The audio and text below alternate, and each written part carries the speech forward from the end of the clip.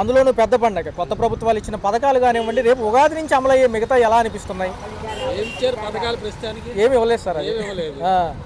ఇది పింఛన్ ఒకటి తప్పితే ఏమి ఇవ్వలేదు. గ్యాస్ సిలిండర్లు కూడా అందరికీ పడలేదు అంటున్నారు. కొత్త పండుగ అంటే ఏయోటి ఇస్తారు, షోర్లో ఏమి ఇవ్వాలి. సంక్రాంతి కానుక కూడా ఎందుకు ఇవ్వలేదు అంటున్నారు. రేషన్ తో పాటు సరుకులు ఇచ్చేవాళ్ళు ఇంతవరకు ఏమి ఇచ్చారు, ఏమి ఇవ్వాలి. ఆ బియ్యం తప్పితే స్టోర్ బియ్యం, ఆ బియ్యం తప్పితే ఏమి ఇవ్వాలి. అవి కూడా పక్కదారులు పడుతున్నాయి అని డబ్బులు ఇస్తామన్నారు, తర్వాత సన్న బియ్యం అన్నారు, ఏమైనా అందినాయా? అది ఏ రాలా ఈ సంవత్సరం రాలేదు. పోయి సంవత్సరం ఏదో బోటు వాళ్ళు పట్టుకున్నారు అది ఇది అని చెప్పి కొత్త బియ్యం సన్న బియ్యం ఇచ్చేస్తా ఉన్నారు. మొన్న తిరుపతి ఘటన ఎలా అనిపించింది? 6 చనిపోయారు తిరుపతి ఘటన. అది చాలా ఇదే. ఆ రోజు అసలు అన్ని టికెట్లు ఇవ్వకూడదండి. మామూలుగా జనాభా వచ్చేది ఆ రోజే కదా వస్తారు ఎక్కువ, అలాంటప్పుడు ఇవ్వకూడదు. మరి అల్లు అర్జున్ ఘటనలో చనిపోతే జైల్లో పెట్టారు, మరి ఇప్పుడు 6 తొక్కేసుకున్నారు, వీళ్ళని ఏమంటలేదు ఎందుకని? ఎందుకంటారు ఓకే ఓకే. మరి చూస్తే సార్ ఈ ఉగాది నుంచి ఉచిత బస్సు మా మంచిది అన్న ఊరినే తిరిగే వాళ్ళు ఎక్కువ అవుతారండి అంటున్నారు వాళ్ళు, మహిళలు అయినా కానీ. ఉచిత బస్సు అనేది అక్కడ హైదరాబాద్ లో ఫెయిల్ అయిందంటే ఇట్లాగే పెట్టాము, ఊరినే తిరిగే వాళ్ళు ఎక్కువ అయిపోతున్నారు, బస్సుల రద్దీ కూడా మనకి ఎక్కువ ఉంది, రెండో తక్కువ ఉన్నాయి బస్సులు. ఇప్పుడు బస్సులు తక్కువ ఉన్నాయి, బస్సులు బాగానే ఉన్నాయి. బస్సులు లేకుండా బస్సులు ఉన్నాయి, జనాభా ఫ్రీగా తిరిగే వాళ్ళు తక్కువ. మరి నిరుద్యోగ భృతి అన్నారు, తల్లికి వందనం అన్నారు, మహిళలకి 1500 అన్నారు. ఏమి రాలే. కష్టమని అంటారు, ఈ బడ్జెట్లో కష్టమని అంటారు. మరి బడ్జెట్ ఏంటంటే మన దేశంలో వనరులు ఎన్ని ఉన్నాయి తెలుసా? ఇతర దేశాల్లో పెట్రోల్ డీజిల్తోనే బతుకుతున్నాయి దేశాలు. మన దేశంలో ఎన్ని ఉన్నాయి? అంటే దళారీ వ్యవస్థ ఎక్కువ ఉంది కదా సార్ మధ్యలో. ఏంటది? ఈ మధ్యలో రైతు కంటే కూడా దళారీ వ్యవస్థ ఎక్కువ బాగుపడుతుంది. దళారీ వ్యవస్థలో బతుకుతాయి. అది ఎవరో రాజకీయ నాయకుల వల్లే బతికే. అవును సార్, అవును. మనమేం బతికిలే, రాజకీయ నాయకుల వల్లే బతుకుతారు. ముందు ఓటేసేవాడు మారాలండి. వాస్తవం చెప్తుంది కదా, ఓటేసేవాడు మారాలి. మరి మధ్యతరగతి సామాన్యుడికి ఏమీ లేదంటున్నారు ఈసారి. అలాగే చూడాలి. వచ్చే ఆర్థిక సంవత్సరం నుంచి జిఎస్టీలు కూడా పెరుగుతున్నాయి, ఇంకా పెరుగుతాయి. మరి లేనోడికే పడేది. ఇప్పుడు ఆల్రెడీ ఏం చేస్తున్నారు, ఆ బండి మీద వెళ్తే హెల్మెట్ కావాలంట, కేసులు రాస్తారు. ఇద్దరికి కావాలంట, ఒకరికి కాదంట. హెల్మెట్ల కంపెనీ వాళ్ళతో కాంట్రాక్టులు పెట్టుకుంటున్నారేమో, వాళ్ళ కోసం పెట్టించారేమో. అంటే సంపద సృష్టిలో భాగంగా ఇది ఒక అంశంగా సార్. అన్ని అవసరమే. లేనోళ్ళు ఇంకా తొక్కడానికే, ఉన్నోడు పెరగడానికి. Right sir. సంక్రాంతి కానికి ఏమైనా ఇచ్చారా రేషన్ బదులు? ఎందుకంటారు, ఎందుకు ఈసారి? మరి గతంలో అందుకున్నారు, ఒకసారి చెప్పండి. గతంలో మరి చూస్తే కొత్త పథకాలు మహిళలకేమో ఉగాది నుంచి అంటున్నారు కదా, తల్లికి వందనం కానివ్వండి. ఈ 18 ఏళ్ళు దాటిన వాళ్ళకేమో 1500 అమౌంట్ అంటున్నారు, ఇస్తారా? మరి ఎలా ఉన్నాయి నిత్యావసర సరుకుల ధరలు, కరెంట్ ఛార్జీలు?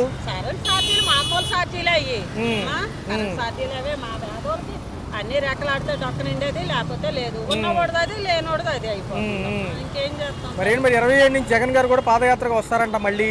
మరి పేదవాడికి ఏమి అందట్లేదు పథకాలు అంటున్నారు. మరి పవన్ కళ్యాణ్ గారు ఎన్నో చెప్తున్నారు, చేశారా ఆయన కూడా? ఏం చేశారంటే చేస్తాం అంటున్నారు, ఇంకెప్పుడు చేస్తారో ఏం చేస్తారని ఎవరికి తెలియదు. ఈ తిరుపతి ఘటన కూడా చాలా బాధాకరంగా ఉంది. 6 చనిపోయారంట తొక్కిసలాట్లో, నష్టపరిహారం. మనము కూడా కొంచెం జనాలు ఫుల్ ఉన్నటప్పుడు మనం కూడా నిదానంగా వెళ్ళాలి. వెళ్ళిపోవాలని మనం వెళ్ళిపోతాడు, జనాలు తొక్కులాట్లో మరి ఏం చేస్తాం?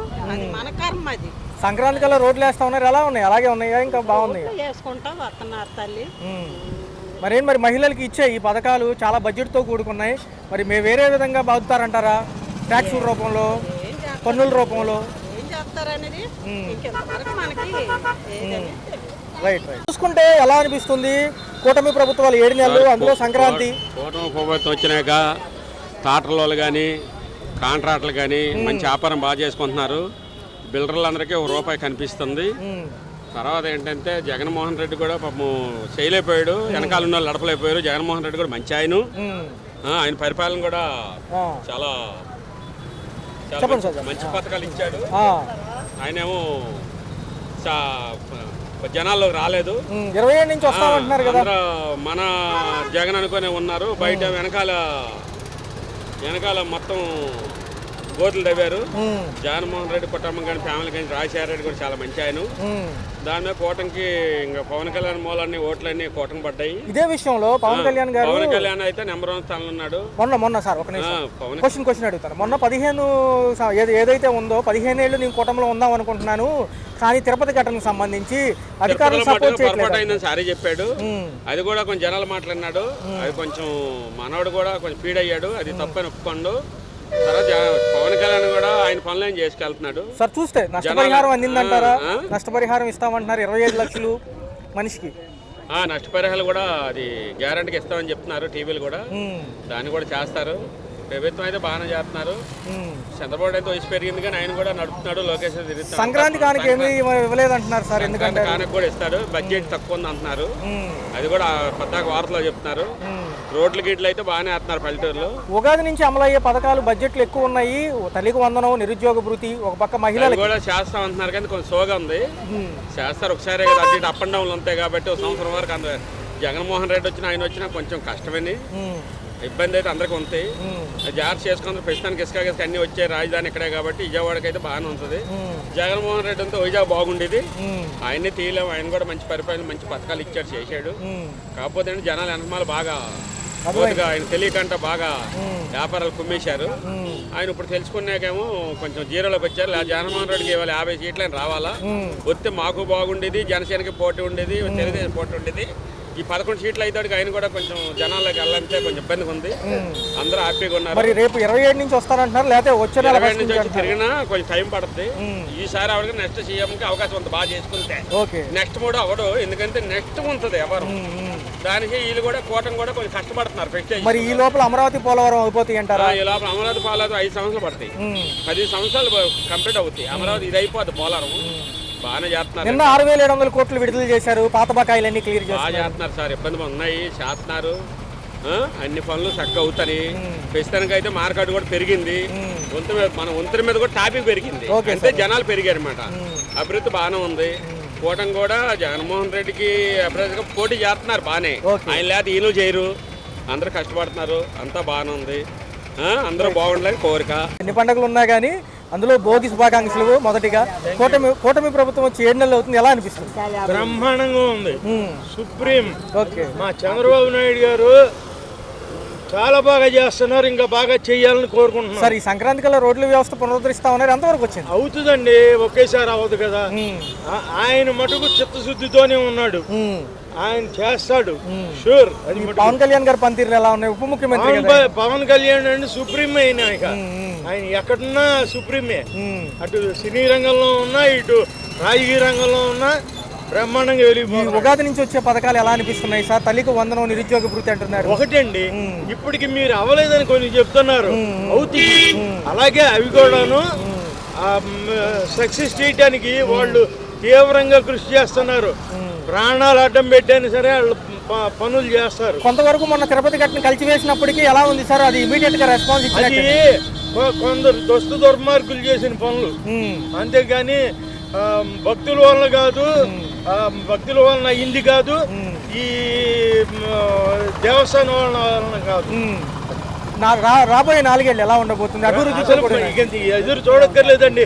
మీరు ఇక్కడి నుంచి 30 ఏళ్ల పాటు, 30 కాదు 40 ఏళ్ల పాటు తెలుగుదేశం గవర్నమెంట్ లేదా ఈ ఇద్దరు కలిసిన గవర్నమెంట్ అదే ఉంటుంది. Right sir, right sir. ప్రభుత్వ పాలన ఎలా అనిపిస్తుంది? పథకాలకు సంబంధించి ఎన్నోసార్లు దాటవేసినా కానీ ఇప్పుడు బడ్జెట్ కొంచెం తక్కువ ఉందంటున్నారు, ఇస్తారంటారా? ఇస్తారంటే దానికి కాస్త ఆర్థిక పరిస్థితి బాగాలేదు కాబట్టి దాన్ని బట్టి ఎలా ఉంటుంది అంటే అనేది ఆల్రెడీ డిప్యూటీ సీఎం గారు మొత్తం అన్ని చెప్పేది దాని గురించి విశ్లేషణ. రాష్ట్ర ఆర్థిక పరిస్థితి బాగాలేదు, అవన్నీ చూసుకొని ఇస్తామని చెప్పారు. ఒక పక్క చూసుకుంటే ఏదైతే కర్నూలు వెళ్ళి పర్యవేక్షించారు సోలార్ పవర్ కూడా, అది కూడా జగన్ హయాంలో బాగా కట్టారని ప్రశంసించారు. మొన్న ఏదైతే తప్పు జరిగిందో తిరుపతిలో మాదేనని పవన్ కళ్యాణ్ గారు ఒప్పుకున్నారు, నష్టపరిహారం కూడా ఇస్తున్నారు. ఎలా అనిపిస్తుంది? దాని గురించి అంటే నాకు దాని గురించి పూర్తిగా తెలియదు. దాని గురించి విశ్లేషణ, దాని గురించి చూసిన వాళ్ళు చెప్పాలి. ఉచిత బస్సు ఇస్తే ఇలాంటి ఆటో కార్మికులు పాపం బలైపోతారు కదా, ఎలా అనిపిస్తుంది? హైదరాబాద్ లో కూడా ఊరినే తిరిగే వాళ్ళు ఎక్కువయ్యారు. హైదరాబాద్ అనేది తెలంగాణ రాష్ట్ర రాజకీయం. అది మనది ఏపీది. మొత్తం అందరినీ కార్మికులందరినీ చూసుకోవాలి. నేనే ఒక కార్మికుడిని కాబట్టి అందరు కార్మికులని కలిపి చూసుకొని వాళ్ళు రాజకీయ దృష్ట్యా కానీ ఏదైనా కానీ అందరు కార్మికుల్ని మన వ్యాపార దృష్టిగా చూసుకొని ముందుకెళ్ళాలని కోరుకుంటున్నాను. ఈసారి ఏపీలో సంక్రాంతి కానుక లేదు. రెండోది చూసుకున్నట్లయితే సామాన్యుడికి వచ్చింది ఏమీ లేదు. నిన్న 6,700 కోట్లు కూడా పాత బకాయిలు రిలీజ్ చేశారు. ఎందుకంటారు? ఎందుకంటే ఈసారి సామాన్యుడికి ఏమీ లేనట్టుగానే ఉన్నాయి. దాని గురించి నాకు తెలియదు పూర్తిగా. మీకు ఎలా అనిపిస్తుంది 7 నెలల్లో ఇప్పుడు సంక్రాంతికి రోడ్లు వేస్తా ఉన్నారు, రోడ్లు బాగున్నాయా?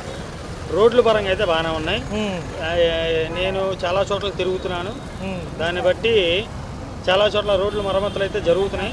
అది చూస్తున్నాను, గమనిస్తున్నాను. కాబట్టి మీరు అడిగారు కాబట్టి దాని గురించి నేను చెప్తున్నాను. గతంలో ఇదే ప్రభుత్వాలు జగన్మోహన్ రెడ్డి వాళ్ళు అప్పుల పాలైపోయింది ప్రభుత్వాలు అన్నారు, ఇప్పుడు కూడా మరి అన్ని అప్పులే కాదు. ఏ ప్రభుత్వం వచ్చినా ఏం చేసినా ప్రజలకు మంచి కావాలి, మంచి చేసే ప్రభుత్వం వస్తే మనకు కావాల్సింది అదే. ఓకే, సో తదుపరి ఎలా ఉండబోతుంది 4 ఏళ్ళు? 4 ఏళ్ళు చూడాలి, వెయిట్ చేయాలి. సో అభివృద్ధి అమరావతి పోలవరం అవుతుందా? కేంద్రం సపోర్ట్ చేస్తుందా ఈసారి? అదే చూడాలి, చూస్తే కదా ఏ విషయం తెలిసేది. ఈ 4 ఇప్పుడు 5 ఏళ్ల పరిపాలన చూసాం, జరిగింది. వాళ్ళు చేయగలిగినంత వాళ్ళు చేశారు, వీళ్ళు ఏం చేస్తారు, వీళ్ళు ఇది కూడా చూడాలి కదా. కొంత సమయం ఇవ్వాలంటారు. కొంత సమయం అయితే ఖచ్చితంగా కేటాయించాలి. అది ఈ ప్రభుత్వమే కాదు, ఏ ప్రభుత్వం వచ్చినా. పవన్ కళ్యాణ్ గారు లాస్ట్ వరకు కూటమిలో ఉంటారా, లేదా అధికారులు సపోర్ట్ చేయట్లేదని వెళ్ళిపోతారా? మొన్న గ్రామ వారోత్సవంలో కూడా అన్నారు ఆయన ప్రత్యేకంగా చెప్పాడు కూటమి తరపునే నించుంటానని. కూటమి తరపునే నించుంటాను, ఈ ఓట్ బ్యాంకింగ్ చేల్చకూడదని కూడా చెప్పాడు ఆయన.